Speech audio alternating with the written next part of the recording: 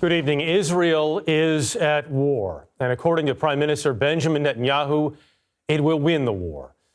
The attack started Saturday when the Hamas terror group launched rockets on residential areas as armed militants stormed Israeli towns and cities. Israel responded with rockets of its own. The Israeli embassy says 900 people have been killed in Israel. Palestinian officials report nearly 700 deaths in the Gaza Strip. At least 11 Americans are among the dead. On Monday, Israel ordered a complete siege of Gaza, one of two major Palestinian territories and the source of the initial attack. Holly Williams joins me now from Tel Aviv, along with Norah O'Donnell. Holly, let me start with you. Talk about what has stood out for you on the ground there today, what you've seen now versus past times in Israel. Well, Jeff, some people are comparing this with 9/11. They're calling this Israel's 9/11.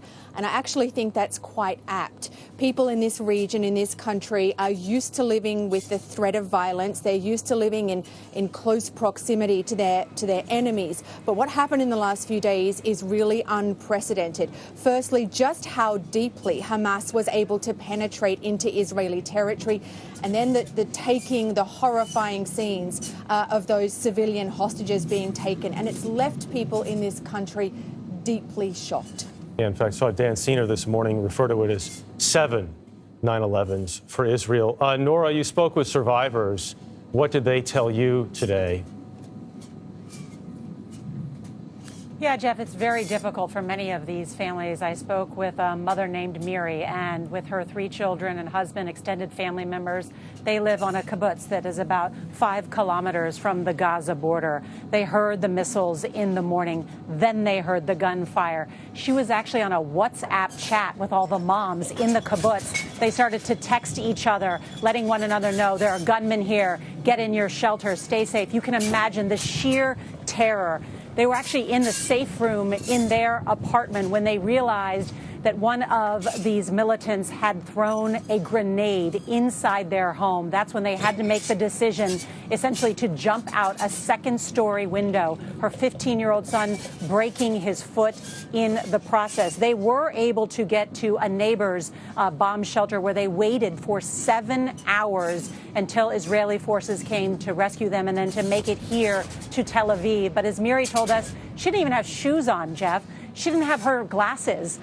They had no clothes with them. So you can imagine for many of these people who survived, they evacuated so quickly. They brought nothing with them. They have nothing. They don't know what is next. They have nowhere to stay. That is the despair that is going on. But you can imagine the people here in Israel are very kind people. And even in the hotel where they are staying, the owners are just allowing them to stay there essentially rent-free. That's what's happening here on the ground. And there will be more stories like that as more and more people from the south, the southern border, continue to evacuate north here. I'm not sure anybody knows what is next, but Israel's trying to figure that out. Holly, what might the next phase of Israel's response look like, given that there are a lot of hostages involved, as we know?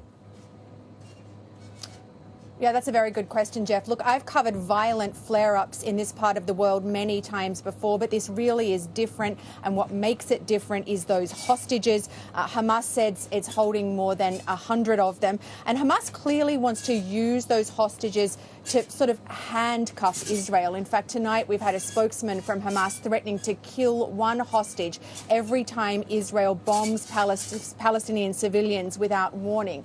Now, for its part, Israel doesn't want to be handcuffed, and we're already seeing waves of airstrikes targeting Hamas in the Gaza Strip. But Israel may also have a domestic political problem, because every single one of those hostages has family members and friends back here in Israel who are desperate to bring them home and who are telling the Israeli government, bring them home, no matter what it takes.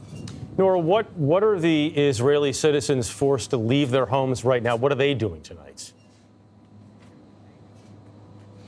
Well, I think they're trying to slowly put the pieces of their lives back together and at the same time waiting to see what happens.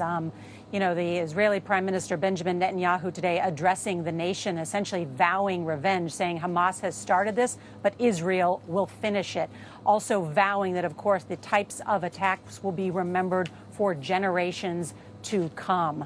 Already a ground invasion is likely in Gaza. What that will look like, we don't know.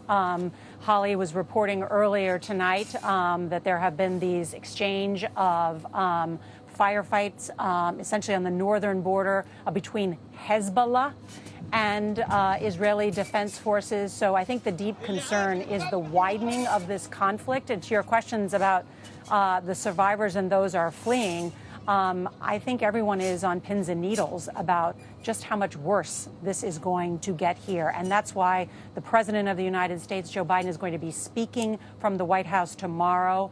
The United States, as well as other parties, are trying to tamp down the conflict. That's why you hear the president trying to urge calm so that this does not become a much wider conflict. Jeff? Yeah, that press conference you mentioned, scheduled for 1 o'clock tomorrow afternoon, as we'll hear from President Biden on all of this. All right, Holly Williams and Norah O'Donnell, thank you both very much.